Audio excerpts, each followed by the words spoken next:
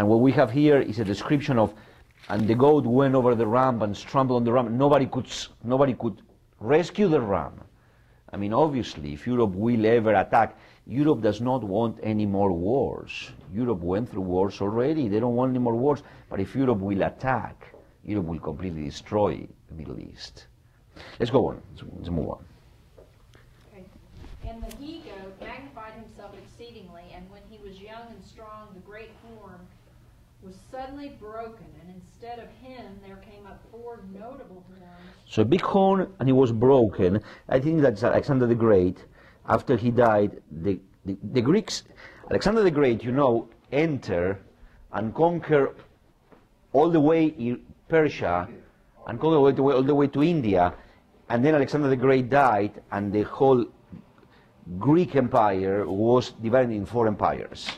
So that's exactly what Daniel is seeing here. Yep. There came up 4 notable horns, to whom the kingdom was divided toward each one of the 4 winds of the heavens. Out of the littleness and small beginnings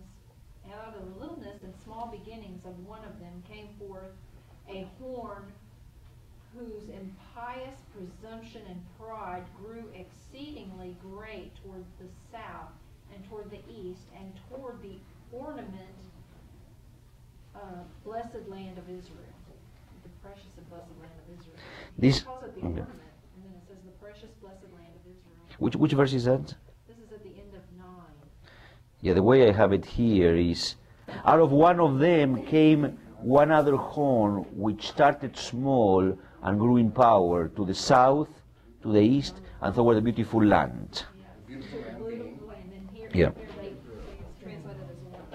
And in my vision, this horn grew great, even against the host of heaven, God's true people, the saints. And some of the host and the stars, it came down to the ground and trampled on them.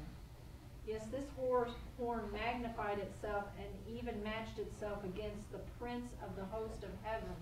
And from him the continual burnt offering was taken away, and the place of God's sanctuary was cast down and profaned. And the host... You know, this is talking about something that happened in Jerusalem. This is talking about the destruction of the temple. Yes. But let's read, and then we'll go into interpretation. This is obviously the destruction of Jerusalem, which was going to come. And the host, the chosen people, was given to the wicked horn together with a continual burnt offering because of the transgression of God's people, their abounding irreverence and ungodliness and lack of piety. And righteousness and truth were cast down to the ground, and it, the wicked horn, accomplished this by divine permission and prospered.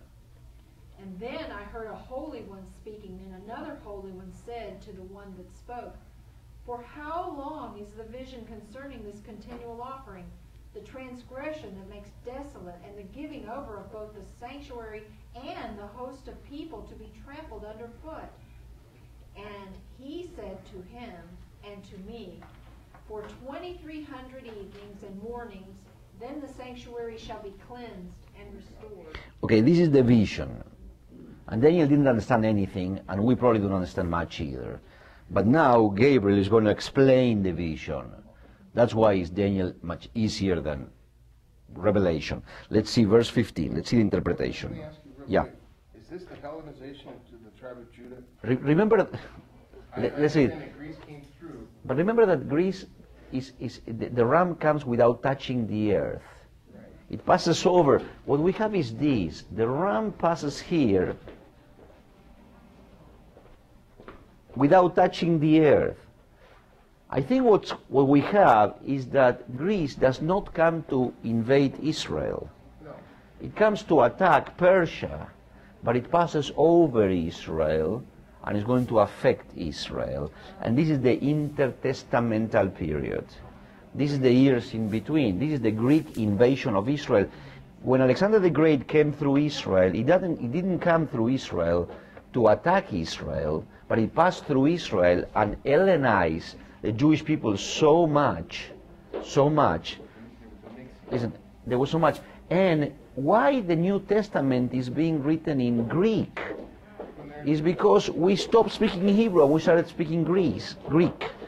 So it was a whole, but we have only 3 minutes, so let's read quickly the interpretation of the vision.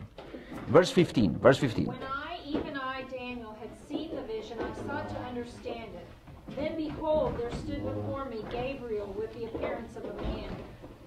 And I heard a man's voice between the banks of the river Ulai, which called and said, Gabriel, make this man... It says, Gabriel, explain this person the vision, please. Yeah, make this man Daniel understand the vision.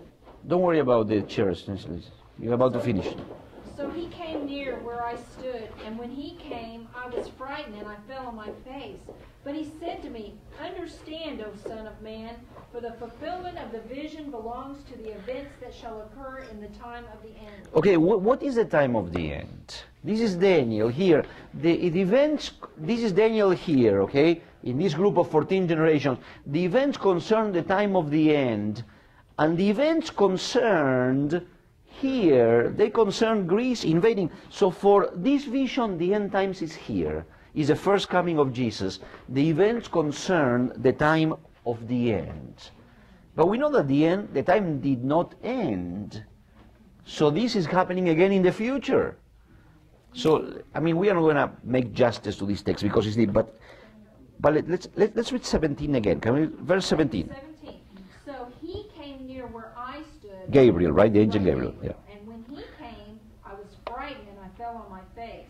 But he said to me, Understand, O Son of Man, for the fulfillment of the vision belongs to the events that shall occur in the time of the end. Okay, so this is for the end times. And 18. now, as he, Gabriel, was speaking with me, I fell stunned and in deep unconsciousness with my face to the ground. But he touched me and set me upright where I had stood. And look at he 19, said, yeah. Behold, I will make you know what will be in the latter time of the indignation of God upon the ungodly, for it has to do with the time of the end. You know this expression here in Ibn says it's for the appointed time of the end. You know what is this in Hebrew? It's for the Mohadim of the end. Remember Mohadim, the appointed times. This vision is for the appointed times of the end. But the vision is going to talk about, we know that there was Babylon, and then there was Persia, now there is Greece, and then there is Rome. So it's talking about these, but these are the appointed times of the end, the Mohadim of the end. Let's go on. Let's move on. So at least we can read it.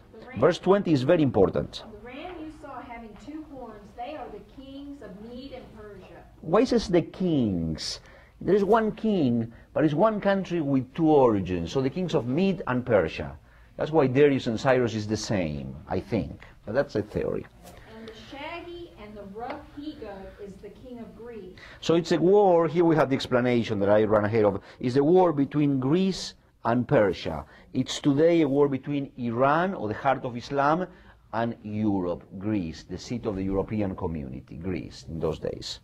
And the shaggy and the rough he-goat is the king of Greece. And the great horn between his eyes is the first king who consolidated the whole realm, Alexander the Great. It says Alexander the Great? Mm-hmm. Or you said? What? I said that. No, it's in here. Oh, no Bible has the name of Alexander the Great, but he's a Greek king. No, she said that. It's the Amplified. You It says it in the Amplified. it says? Yes, it does. They cannot translate a Bible and put the name. It's an interpretation, and it's probably accurate